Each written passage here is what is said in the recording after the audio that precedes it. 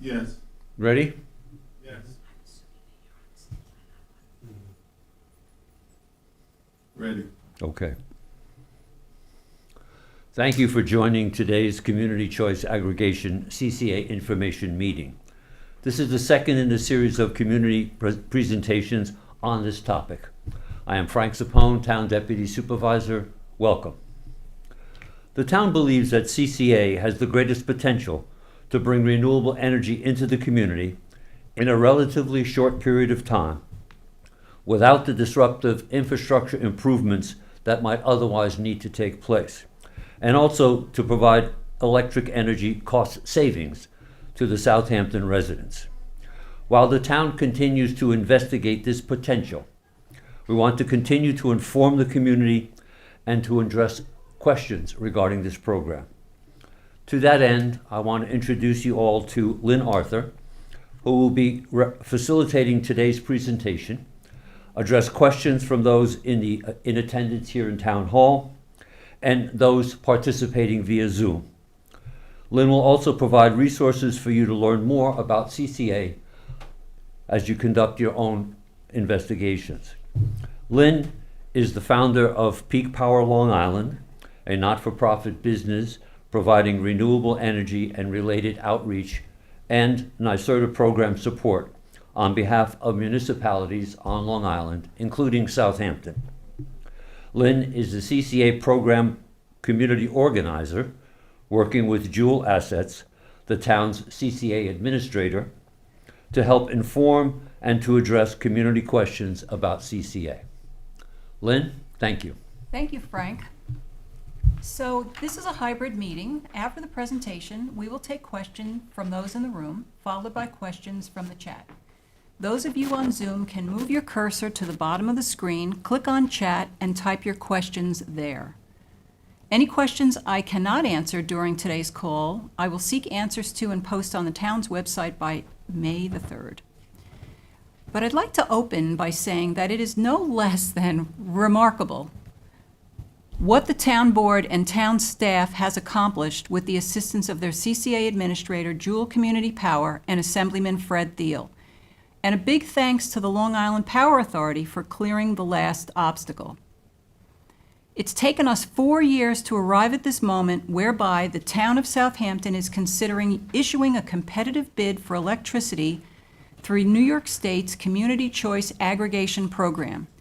If the town board decides to proceed, the program, as you will come to understand over the next 20 minutes, is designed to provide eligible residents and small businesses with the opportunity to have an additional choice of renewable energy electricity supply at competitive prices, which is why we decided to brand the program Choice Community Power. Next slide. This is the agenda for today's program. Next slide, please. Instead of referring to the program as Community Choice Aggregation, I'm going to use the abbreviation CCA. CCA is a tool that enables a municipality to aggregate all residents and small businesses together and negotiate a bulk purchase agreement, in this case, for electricity. Now that's a mouthful, so I'm going to step back and walk you through a utility bill so you can see exactly what I'm referring to, so we're all on the same page regarding what we're talking about here. This is a typical bill from PSEG Long Island. In fact, it's page 2. The blue line is pointing to the delivery and system charges. This is what we pay for services they offer, such as billing, customer service, meter reads, responding to outages, administrative costs associated with procuring energy, and debt service. These rates are mandatory and based on how many kilowatt hours the customer consumed during the billing period. The green line is pointing to power supply charges. The bill says the cost of electricity includes the purchase of fuel, oil and gas, used to produce electricity, and electricity purchased directly. The calculation is based on how many kilowatt hours the customer consumed in the billing period times those costs which vary each month. The power supply charges are a pass-through. I want to emphasize pass-through. LIPA PSEG is not generating your electricity. They purchase it on your behalf and pass that cost through to you. Your cost is that rate. In this example, it's 10.5 cents times whatever you use that month. That's what you see on your bill. Since you don't know what the rate is going to be, it's hard to budget or project in advance how much money you're going to need to set aside to cover that expense. In 2016, New York State came up with a new tool, CCA, to enable people to have access to competitive rates for this one component, power supply, on our electric bill. So that's fundamentally what CCA is. But why?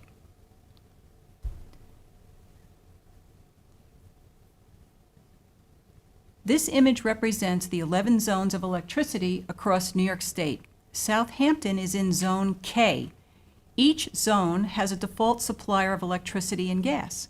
In our case, the default supplier for electricity is the Long Island Power Authority, also known as LIPA. CCA shifts the default supplier from the utility to the local choice, which becomes the new default program. This New York State Energy Purchase Program, authorized in 2016 after a successful pilot in Westchester, which, by the way, is still running with about 27 municipalities in it. While CCA allows for more competitive rates, it also enables municipalities to request municipal supply.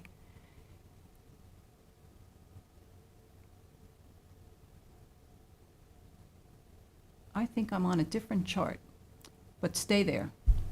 What you see on the screen right now, this is a summary of the year that ended in June of 2022. CCAs across New York State saved $28 million for about 250,000 people across 64 municipalities in aggregate. But equally important, and in some people's minds more important, it also generated 1.5 megawatt hours of renewable energy into the New York State grid. Next chart. Okay. While CCA allows for more competitive rates, it also enables municipalities to request renewable supply.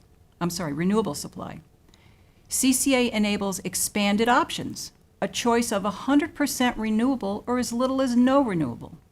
It also enables individual customers not to have to sign contracts. It has strong consumer protection because the contract is called a tri-party agreement. It's between the municipality, its CCA administrator, Jewel Community Power, and the electricity supplier. Instead of signing their contract, they are signing our contract. We are dictating the terms. And there are no exit fees. When we go out to bid, we're going out with the aggregate usage of the entire town. Think of it as buying in bulk.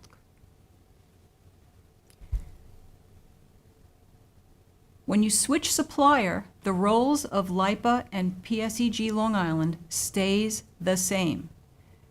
You still call their helpline, you still get just one bill, and you still need to pay on time. The program is designed to be opt-out. I appreciate this is a new concept for many people, and some people have pretty strong feelings about that, and that's completely fair that they have those feelings. But there is a reason New York State decided to do it like that. The truth is, it's the only way it could work. When you can aggregate the majority of people, then you have a large enough pool of buyers. With that much demand, you're able to get a better pricing versus negotiating as an individual. With that many buyers, we're able to negotiate also for terms we want and get a competitive price, and individuals can still opt out at any time at no charge. Opting out, by the way, is easy, and we'll walk through that in a moment.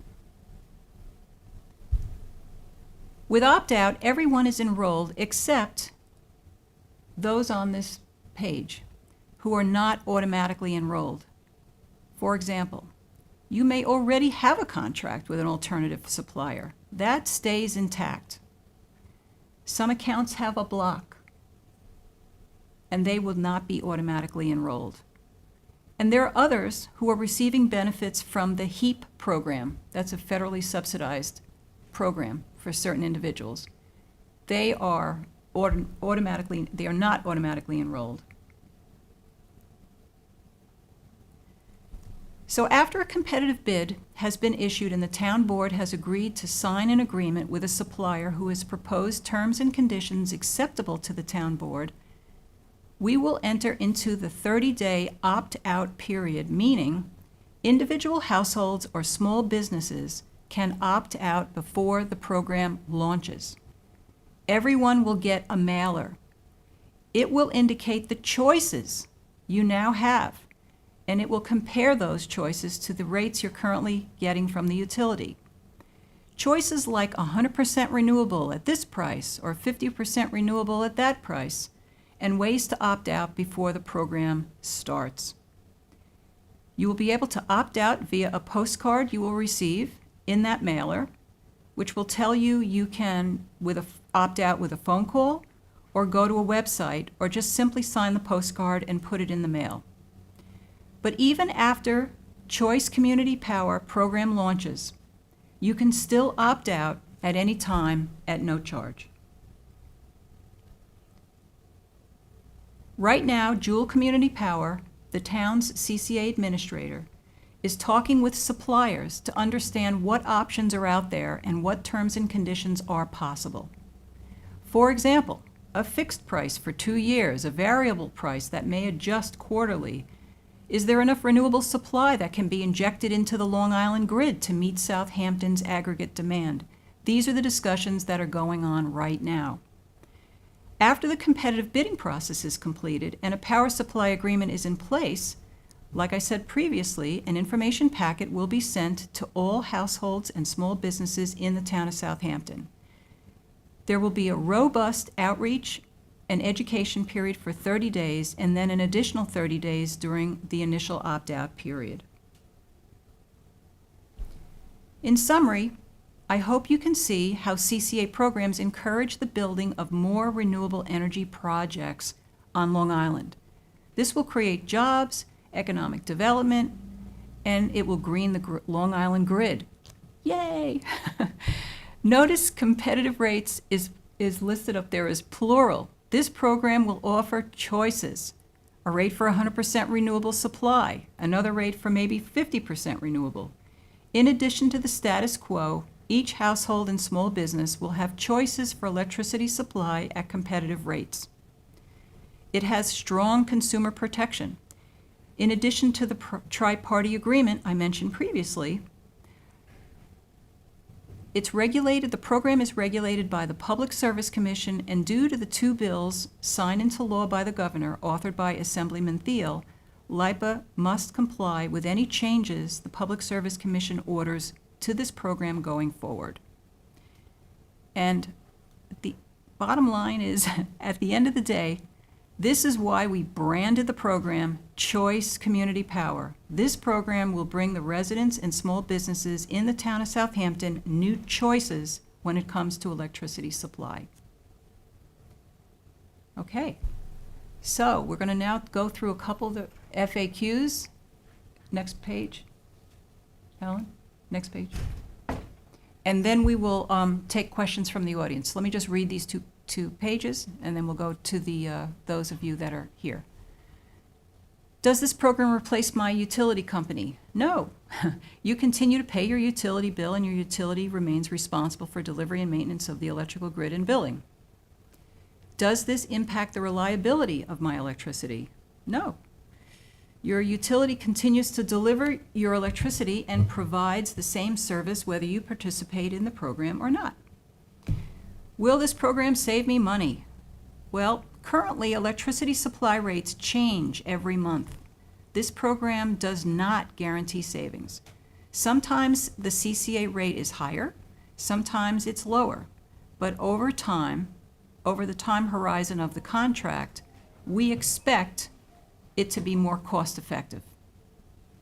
And the last question, what if I want to change my supply choice after the program launches? Well, once the program launches, you may call the helpline or fill out the enrollment change form on the website to change your supply selection, because you will have options. Or you can opt out or opt back in with no fees or penalties.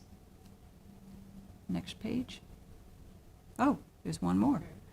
Do I have to stay in the program the entire time? No, you can opt out or opt back in at any time with no fees or penalties. Can I participate if I own my own solar panels or if I participate in community solar? Yes. Even if you use solar power, you are still required to have a supplier on your utility bill to cover any electricity not provided by your solar system. What happens when the program ends? When the program ends, your municipality may choose to renew participation in the program. If not, you will automatically switch back to your utility, selecting your supply on your behalf. Okay. Questioners need to go to the podium. Yeah.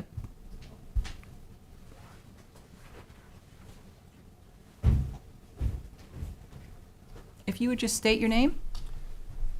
Myron Holtz. I'm a resident of North Sea in the town of Southampton, and I happen to have solar right now, and I do have generate, in the past 2 years, I've generated excess solar, and I get a minimal check from PSEG LIPA.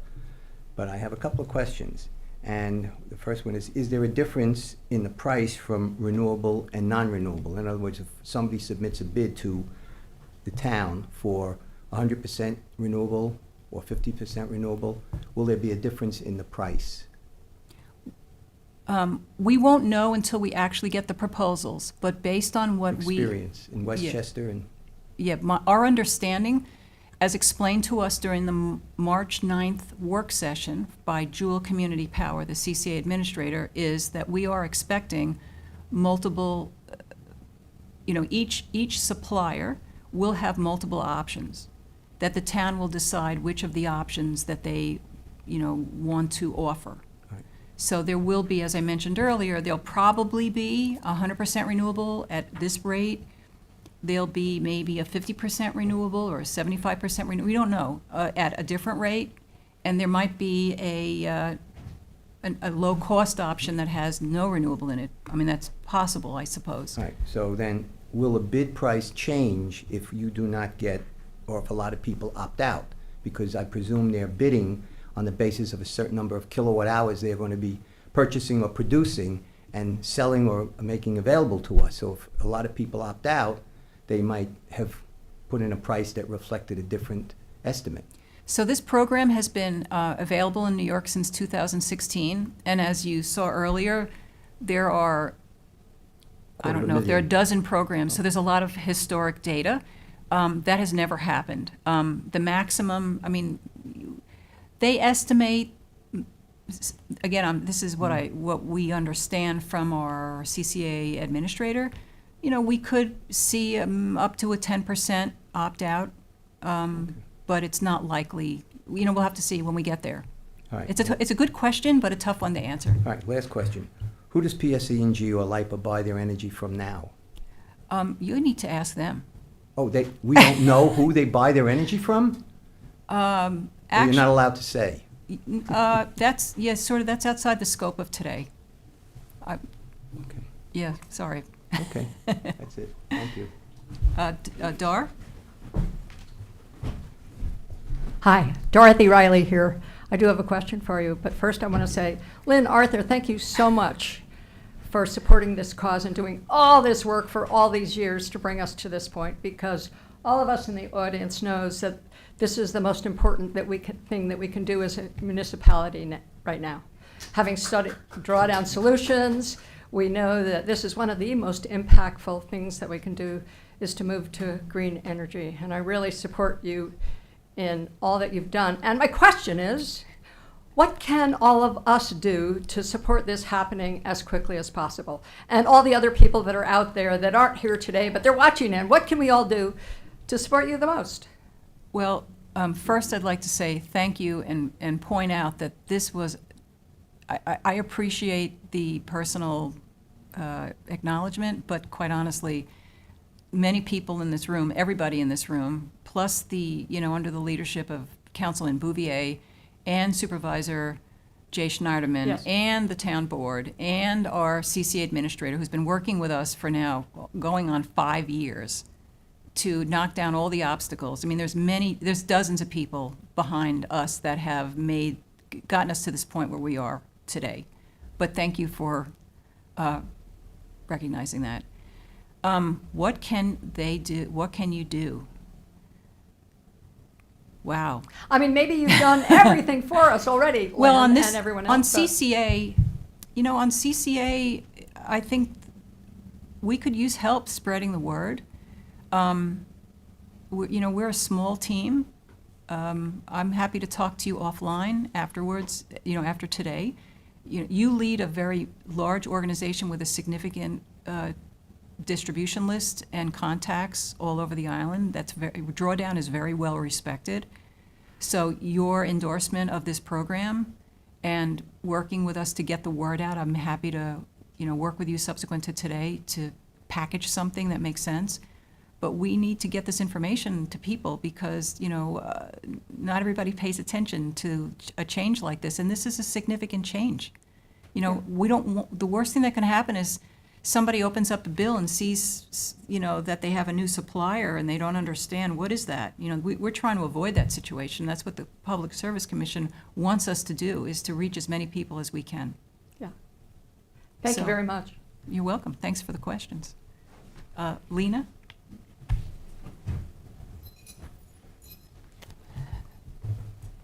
I'm Lena Tabori. I run a climate change resources website, and I'm also a member of the Energy and Sustainability Committee in East Hampton, which also has CCA enabling legislation, which until now we haven't been able to do much with, as you've also not been able to. LIPA obviously has given us an opportunity at this point, which is fantastic. I would love to know what your timeline is. How quickly do you think the town board is going to approve moving forward? How quickly do you think that Jewel is going to be able to get responses from the RFP that I guess they're sending out? And then how do we get all the 5 towns involved together on this? It seems absurd to me always and again that we're all creating our own roadmaps. I hate the idea that you guys have done all the work here and that we should want to jump on, but I do think we should jump on. So so those are kind of what I'm thinking All right. about. But I have to also agree with Dar. I think you've been an incredible spokesperson for this, Lynn, and I certainly sit in a lot of the Green Committee meetings out here, and I observe Bouvier, who I think is amazing, and Dieter, and lots of other people that are involved. So I give credit everywhere, but it is marvelous to watch you in action, I gotta say. And I have to also I sat on that committee for years until we got so busy here that I just didn't have the time. But we're so like-minded, our 2 towns. We've been pursuing the same goal, more or less. DAR's organization actually spans both towns, which is wonderful. But to answer your question, the timeline, I would refer you to, those of you who are listening, to the March 9th work session where this was put on a chart. Maybe what we'll do is make that publicly available on the town website. But in summary, the expectation is that at the end of this 60-day education and outreach period, which ends about the end of May, the next thing will be for the town board to make the decision to issue the competitive bid for power supply. Jewel will draft the RFP, share it with the town, work with the town attorney. The town, it will be issued by the town. Hopefully, the timeline called for the end of June, possibly. Theoretically, those proposals would be due in 30 days, so we're talking the end of July.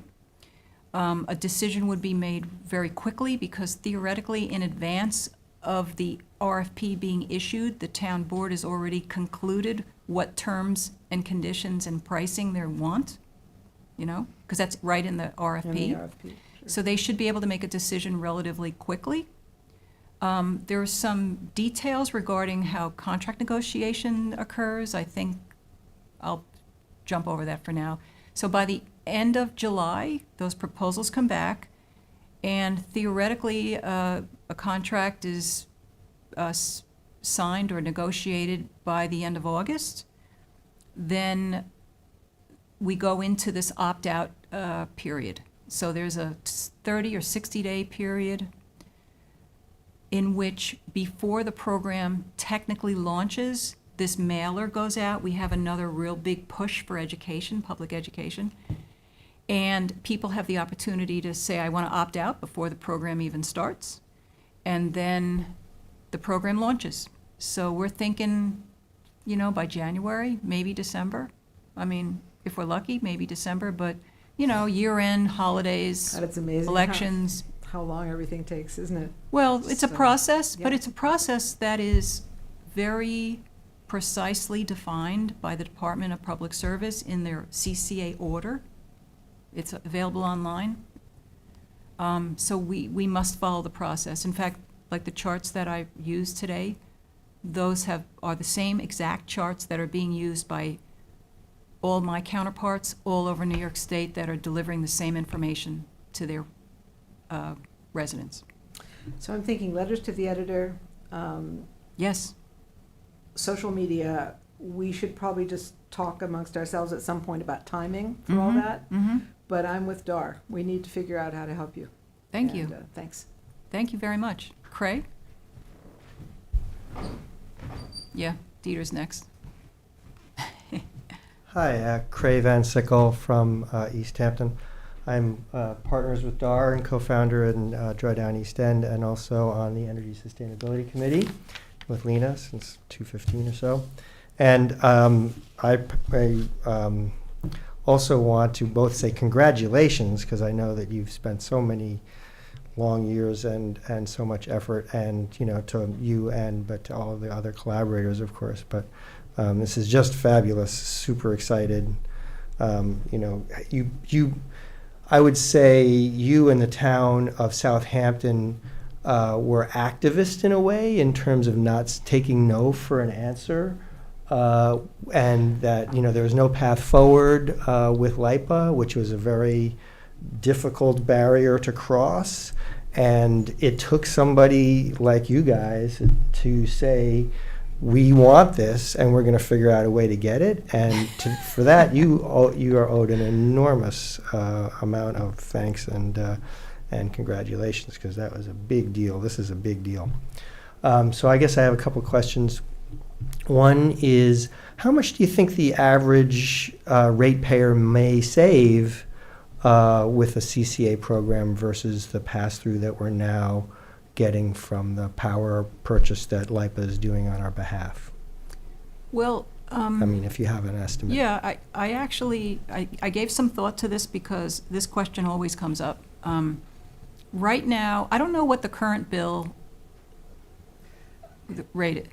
In your slide, there was a savings of $28 million, and there were 257,000 customers. Yeah, you So just all divide we have that, to yeah. do is divide. Yeah. Actually, But- I would come at it a little bit differently, only because everywhere outside of Long Island, there's competition, and their rate structures are different. I would come at it by looking at what we're paying now for power supply, which, by the way, is the highest in the state, right? It's somewhere, I haven't looked at it recently because I'm net metered, so I don't actually pay, personally, I don't pay for electricity. But let's assume, let's just work with a number of 10.5 cents a kilowatt hour. Let's say that that's what the current rate is.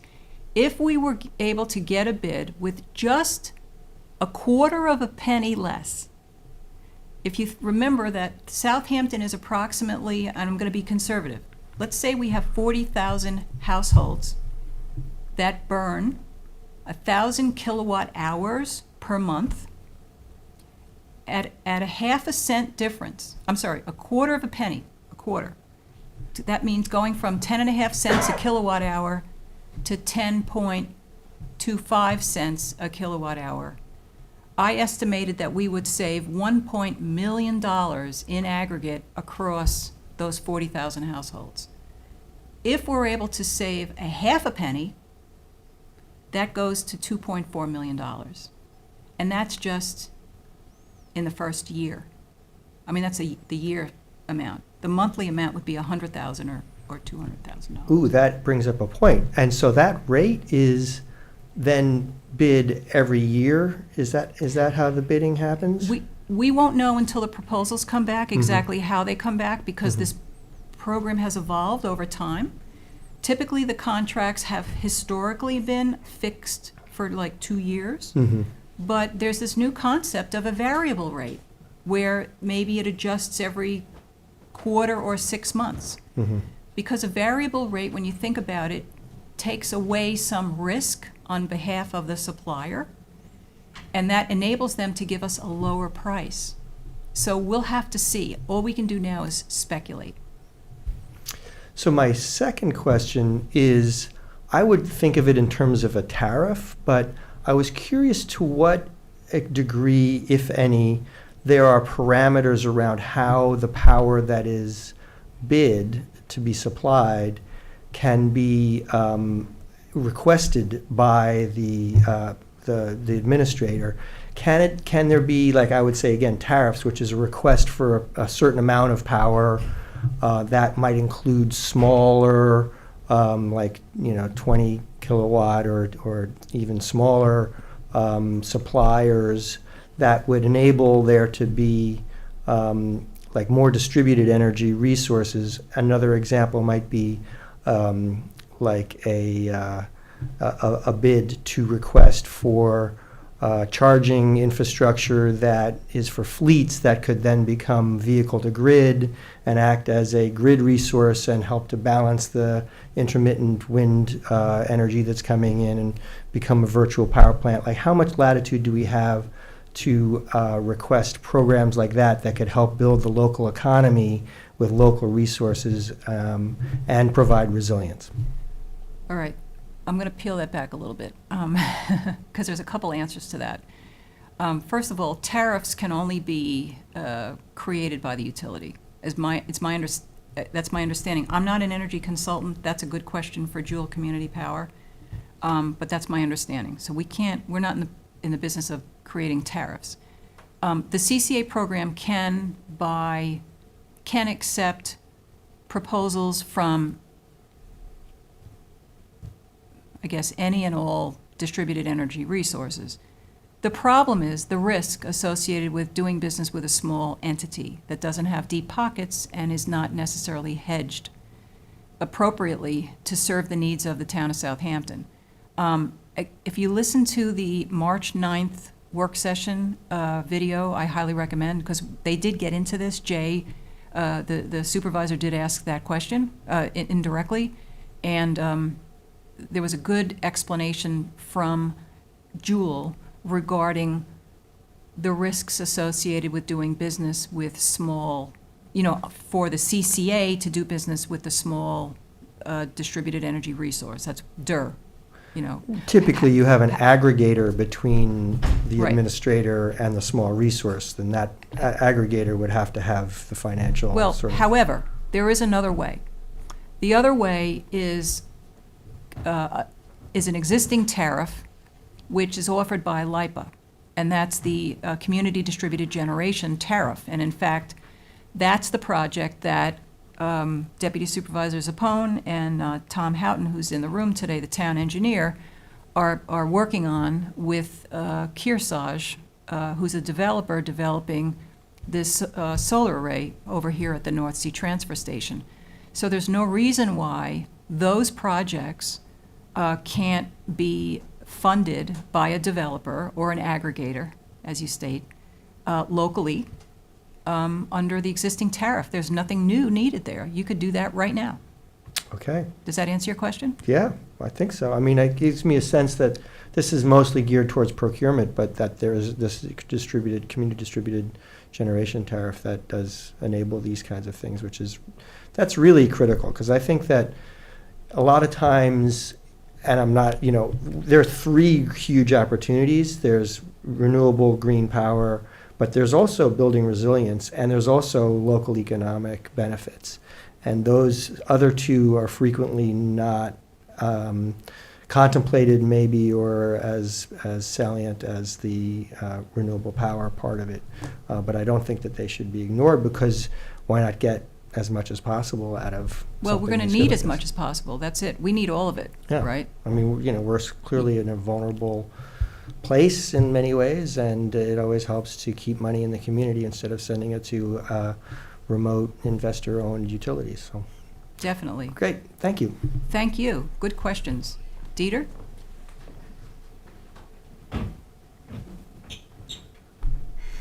My name is Dieter van Leesten. I live in the town of Southampton, and I'm co-chair of the Southampton Sustainability Committee. I've been, over all these 4 years, on Lynn's side in many ways to try to get this thing off the hook. While she did the work, I was involved holding her hand. Lynn, with all that, I know most of the background which you have given already, for I was always close to what you were doing.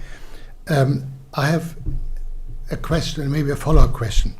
One is, in the LIPA grid, how much is currently renewable energy?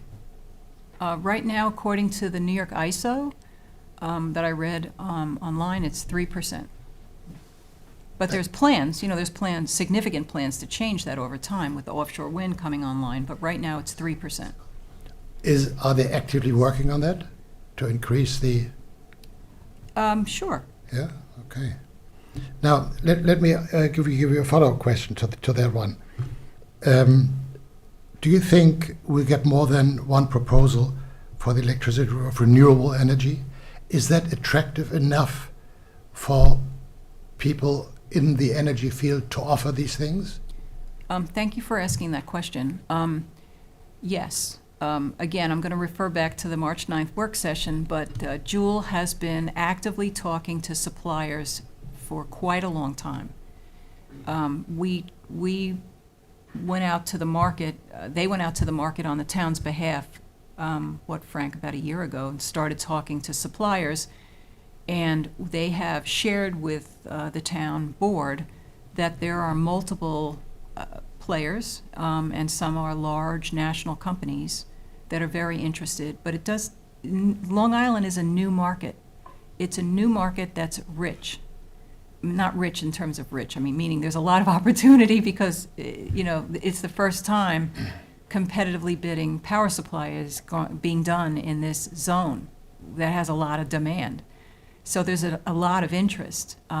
So we've been led to believe that there will be multiple responses, and we will have renewable options. And take a look in the future. What do you think the offshore wind farms will do and contribute to this as a possible supply line? That's definitely an option, but again, I'm not an energy consultant. I'm not in those dialogues, but good question for Jewel. I'll ask them. Okay, thank you. Okay, one more? Did you want to? No? Okay. Myron Holtz again. I guess the question is, number one, I did not realize, as was brought up in the slide presentation, that as an individual homeowner, I might possibly been able to purchase my energy supply from another company rather than LIPA, because that was the impression I got, that I could reach out to an ESCO, now as an energy service provider, I guess. But I guess as a single homeowner, I would not have enough capacity to even attract anyone who would be interested in providing me with energy, even though they have to go through the LIPA grid. So based upon your explanation, it would appear to be a no-brainer. Why would anybody opt out? Because they can always opt out if they look at the bill and say, gee, I compare last year's bill for the month of January, February, March, and I compare it this year, and I've saved money. So is there any history amongst those who have participated in this CCA as to why people opt out as individual homeowners? Why would they opt out? Well, let me just ask this. Is there any chance that LIPA would treat us as second-class citizens because we're not buying energy through them. We're buying it through somebody else. And therefore, when you call because there's a wire down, they don't respond, or they put you on a waiting list to respond. Actually, that, we covered that on one of the charts. They should not do that. We don't think they'll do that, and they cannot do that. Well, cannot and should not and will not does not mean it can't happen. Well, But the point is, why would anybody opt out then?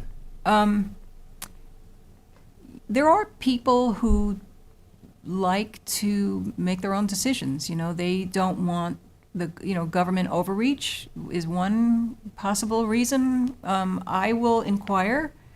Because right now, they have no choice. I didn't realize that I had a choice, that I could call LIPA and say, I'm buying energy from somebody else now. You know, Nobody's ever presented that option to me. it's a tough question to answer because there's no other zone for electricity in New York State that is similar to us. Every other in fact, let me restate my complete answer to this question with this. Of the 11 zones for electricity in New York State, we are the only one that doesn't have competition. So in every other case where these other CCA programs have been launched, they have other options. We have no other option. Here we have one option. It's LIPA. Right? It's a monopoly. So when you're opting out, you're just opting back. Right. You're opting for no choice. You're opting for no choice, at least now. Yeah. Well, someone is going to make a choice based upon the bids that are received. Some entity will be, selected to provide the energy. But, okay, then it really makes sense for everybody to opt in until they figure out why they would want to opt out. Before I go to back to people who want to repeat from the audience, let me just see if there's anyone online. There are people online, but I don't see any questions. I don't know. They have to raise their hand if they want to speak. Oh. Okay, there are no questions in the chat, but if there's anyone who wants to raise their hand, Tell them how to raise their hand. An icon. there's a link at the bottom of your Zoom. If you take your cursor and go to the bottom, there's something that says raise hand. You need to click on that, and then our moderator will bring you into the room, and you can ask your question. Oh, wait, there is a question here from Chuck Schwartz. Hey, Chuck. LIPA is getting ready to launch time-of-use billing. Will a similar option be offered through the CCA? I'm going to answer that, Chuck, by saying, I don't know. We're going to have to wait to see what the proposals are after the RFP is issued, but I will ask that question of Jewel, and if there is an answer, I will post whatever answer they provide on the town website. Put it in an RFP. If a person wants to come in and ask a question, they can't deny or decline. They have to agree to come on. Okay, I hope everybody heard that. If you're on Zoom and you want to ask a question, you will be off, click the raise hand. Charles will send you some kind of a button that you need. Just don't decline. Don't decline. There you go. Don't decline. Okay, in the, Dar? Dorothy Riley, I just wanted to let you know that actually several of us have been purchasing green energy through PSEG for the last 4 or 5 years. We do pay a premium, however. So when the CCA comes along, we'll not only not be paying a premium, we'll actually have a reduced bill. And Cray can give us more information about the details of this one. Craig Van Sickle. I was just going to say that we had options, but very, very few because of the non-competitive nature out here. But the one that I had been paying a premium to get directly with ESCO stopped serving the area. So Oh, did they? now, yeah. So now I'm seeking bulk power possibilities from somebody who's providing energy on a sort of like a community distributed generation. But I don't think there's any ESCOs that serve Long Island, this end of Long Island. I think Up Island a little bit more. Yeah, sure. Lena? No one on Zoom. Hi, it's Lena again. So I just wanted to clarify, the 3% that you mentioned is currently renewables within the electricity that we receive in our homes right now from LIPA. Clean energy and renewable energy are very often used interchangeably, and because I'm such a proponent of electrifying everything, and because it feels it doesn't feel very positive to think that if I electrify, I'm only going to get 3% renewable energy out of my electrification. I just want to point out that right now in New York State, about 40% of the electricity that's delivered is, quote, clean, and that includes nuclear. So, and this, our CCA with Joule does not include nuclear, am I correct? So this would not be clean energy, it would only be renewable energy. So, yeah, I just wanted to make that point. And so, and obviously, you. also, I'm sure that everybody knows that New York State is driving towards 70% by 2030, and East Hampton, at least, and Southampton, I'm sure, has similar objectives.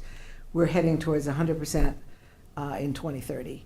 And then the question is it 100% clean or 100% renewable?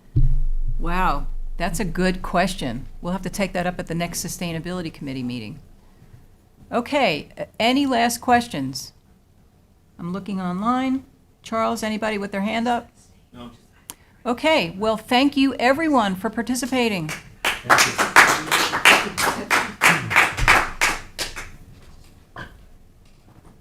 Leave me.